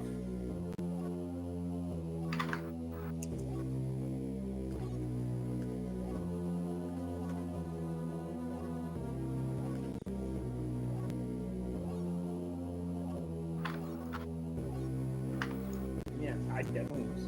I thought you hadn't died yet. You just like encountered bad luck or something.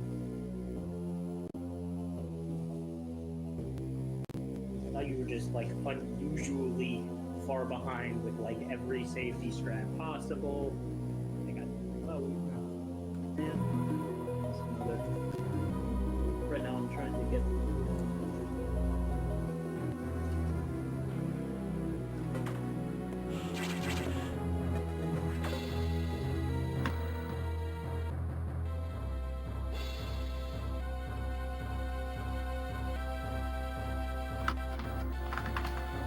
Okay, now we are on the tail end of this conversation here.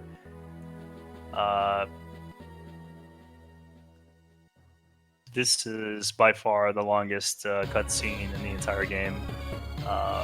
playing the Japanese version would cut this time significantly because of the speed of the Japanese text, as well as the complexity of the text. So, like, if you're familiar with Japanese, a single character, which is very small compared to English words, one character can mean one or even multiple words. So it gets compressed, and the speed of the text alone is enough to make it faster than English counterpart. So now we have Boxmeister entering the main deck and on his way to Sax.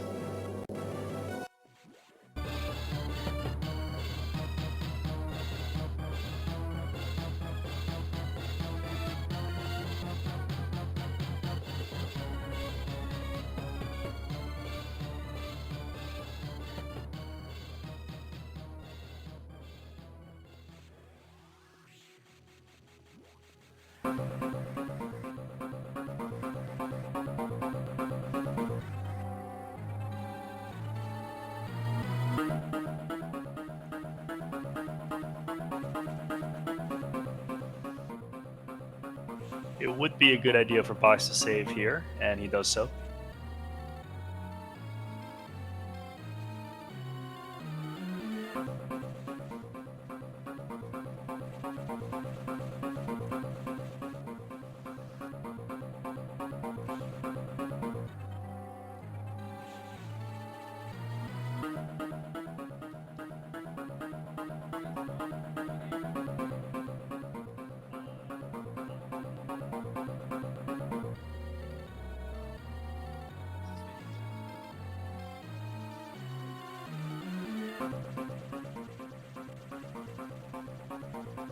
All right, let's see if Boxmeister can get the quick kill here.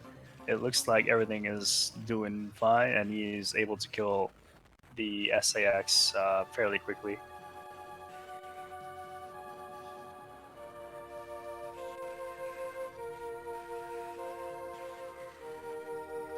All right, now we are going to fight the core, and it seems like Boxmeister is opting to. Oh, he's actually going to attempt double missiles here. I don't believe has landed a double.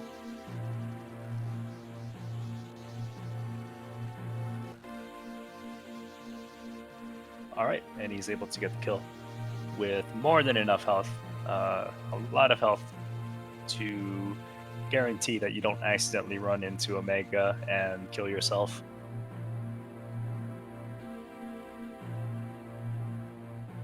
All right, we have 3 minutes until the main Magoo explosion. I'm sorry, not main Magoo. I'm sorry. I don't have audio, so it's 3 minutes until we send the ship off into SR-388. That's a question that a lot of people have asked. Does the computer say SR-388 or SR-388? I will leave that up to the chat to decide.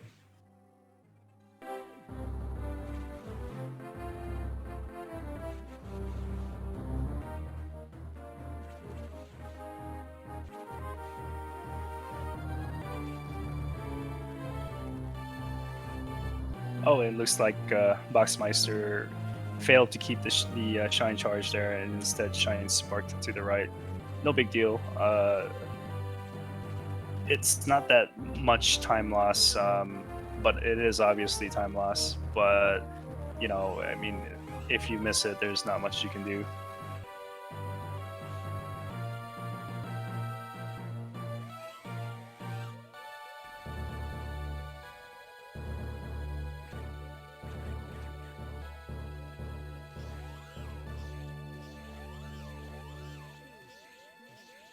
And another question here, is the SAX fighting the Omega to save you, or is the SAX fighting Omega because it wants to kill the Omega? It's another question that okay, it looks like Boxmeister was able to set up the stun lock and is on his way to complete the game.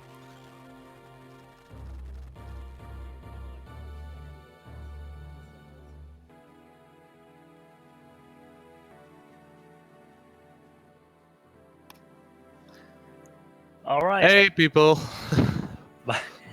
Congratulations, Boxmeister, on completing your run. We weren't sure whether you were going to forfeit after that death. Uh, Well, I'm gonna be honest. We At the time that you died, we were looking at JRP because he almost died to Omega. I Uh, saw he finished at around the same time I actually died. right. So all eyes, I think, were on JRP because he got swiped once, and it looked like he was going to get swiped again, but he was able to kill Omega. Yeah, I was extremely unlucky on Ridley this time around. Normally, I don't have that much problems with Ridley, but he really ganked up on me. Yeah, the last time I saw you when you were fighting Ridley, it looked like everything was going fine. Yeah, I also thought everything was going fine until I died. I didn't notice my health, actually. And just before that, actually, you were in danger of dying at the Idor room with the Rippers. I think at one point you had 80 health. Yeah, I know. And we weren't sure if you were going to survive.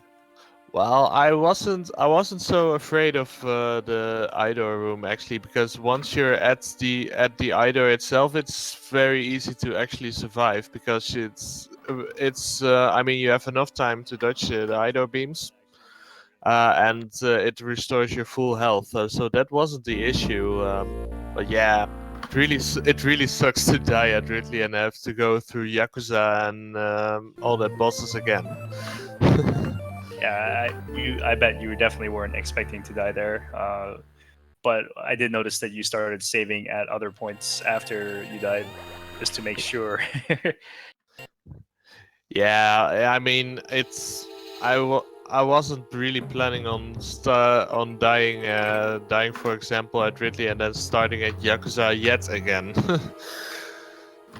That would at that point I would have forfeit. I mean, I just wanted to finish. I just wanted to finish the tournament on a good note. So I just wanted to finish the race actually. Definitely, Which I did. that's understandable. Yeah. Which I did, so I'm happy. I'm happy for now. I mean, I wouldn't have won anyways. So, Uh, but first of all, still need to congratulate JRP on his victory. I didn't see it, but from judging from the time, it was a solid run. all right. So how do you feel about the tournament overall? What with the experiences that you've had, would you say that it was a good tournament or otherwise?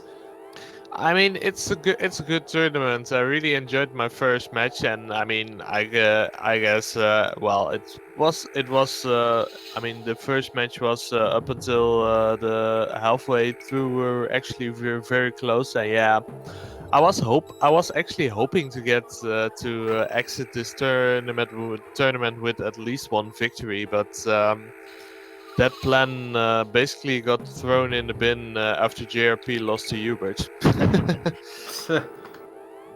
Yeah, definitely. Kind of jumbled everyone's predictions around. I'm pretty sure the uh, tournament predictions that we have on the challenge website is kind of off now. um, okay, so if there were to be further, if there were to be any more tournaments in the future, how would you prepare for those tournaments?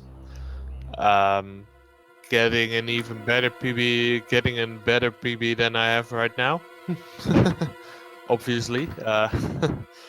Well, I mean, I really did like my tournament preparation because I was aiming for getting more consistent at finishing runs, not dying as much as I used to before, and I'm really happy how it turned out. I mean, the last I did a lot of attempts, practice attempts, both on stream and off stream, and I've been dying less and less lately, so that's really a good sign. It's a sign that I'm improving, so I'm really happy about that. Awesome. Do you have any plans to further improve the game, or you're going to end here? What's your future with Metroid Fusion? Well, I wanna at least get my PB down to 50. And after this tournament, I do take a small break and look into other speed games, I guess. I really want to have some more variation in my repertoire. So I'm looking at some other speed games. Maybe maybe a different Metroid, maybe some Zelda. I don't know. Sounds good. Oh yeah. Alright. Thank you for the race. Does anyone have any closing comments? Any, I don't know, shout outs or anything they want to say before we end here?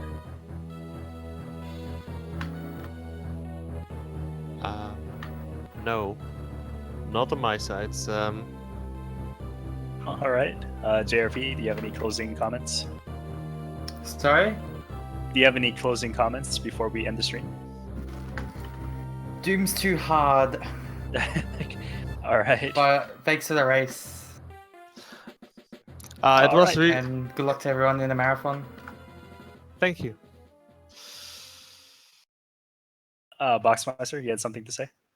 I also want to thank JRP for the race, and I wish everyone good luck in the tournament. I've heard some real nice matches coming up. A certain Ross versus a certain Eagle. Ooh. I feel like Fox that's is going to calling be you out. an interesting match. Student will versus the master. Yeah. He seems to be confident in his victory. I think otherwise. I think we're all confident in his victory. Kappa. I'm looking forward to seeing the match. Definitely. Do you have any predictions for the upcoming matches? Well, I have a bracket. All right. And my bracket is still doing sort of okay. I mean, obviously, some predictions have been sort of off, but well, it's still sort of all right, I guess. All right. So if there aren't any other comments, Fiesel, do you have anything for us?